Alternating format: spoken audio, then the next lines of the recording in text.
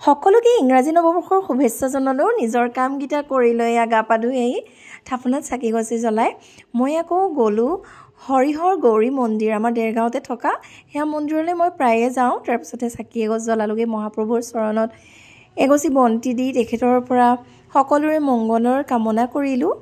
তাতে আকৌ তাত থকা পুৰোহিতগৰাকী খুবেই ভাল, তেখেতে সকলোকে মন্ত্ৰপাঠ কৰি ধুনীয়াকৈ মনটো শান্তি লগাই দিয়ে। তাৰপিছতে এয়া দেখিছে দেৱাহঁতি আহিলে, ঘৰ আহিলোঁ, ঘৰৰ পৰা আকৌ দোকান খুলিব আহিলোঁ। দোকানত তাই শাৰী দিলে, মই মচি গ'লোঁ। তাৰপিছতে আকৌ থাপনাত চাকি গছি জ্বলাই দোকানখন বন্ধ কৰি থৈ আহিলোঁ। এইকাৰণে আজি 1 তাৰিখ সকলোৱে মিলি খানা খাম বুলি এয়া আমাৰ ঘৰৰ ওচৰতে আজি আমি 25জনমান মানুহে মিলি পেলাই খানাটো খাইছোঁ। খুবেই ভাল লাগিলে দিনটো, বেয়াও লাগিছে যিহেতু মানুহজন ইয়াত নাই, তেওঁ আহিব নোৱাৰাৰ কাৰণে বেয়া লাগিছে। তাৰ মাজতে মই আকৌ ৰসগোল্লা আনি সকলোকে খোৱালোহি মোৰ ফালৰ পৰা। তাৰপিছতে এয়া আমি খাব লৈছোঁ। তাৰপিছতে বাকীবিলাক মানুহে খাইছে, অকণমান স্মৃতি হিচাপে ধৰি ৰাখিলোঁ। সকলোকে ধন্যবাদ জনালোঁ।